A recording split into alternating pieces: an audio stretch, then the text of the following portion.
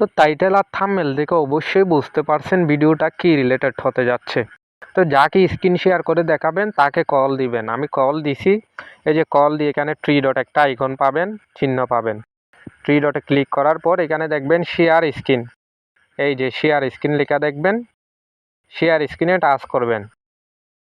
আমি শেয়ার স্ক্রিনে টাচ করছি, টাচ করার পর এখানে দেখবেন সুইচ, এটা সুইচ লেখা দেখবেন। তো সুইচ লেখাতে টাচ করার পর আপনার এখানে ভিডিওটা চালু হয়ে যাবে, মানে ভিডিও কল। তারপরে আবার এখানে থ্রি ডট দেখবেন, তিনটা ফুটা দেখবেন, এখানে থ্রি ডটে ক্লিক করবেন। থ্রি ডটে ক্লিক করার পর এখানে দেখবেন এই যে থ্রি ডটে ক্লিক করার পর এই যে শেয়ার স্ক্রিন দেখবেন, এই যে উপরে শেয়ার স্ক্রিন, এখানে টাচ করবেন। এখানে টাচ করবেন, টাচ করার পর আপনার এখানে কি হয়ে যাবে, এই যে কন্টিনিউ, এই যে কন্টিনিউ দেখবেন, কন্টিনিউতে টাচ করলেই হবে, এই যে কন্টিনিউ।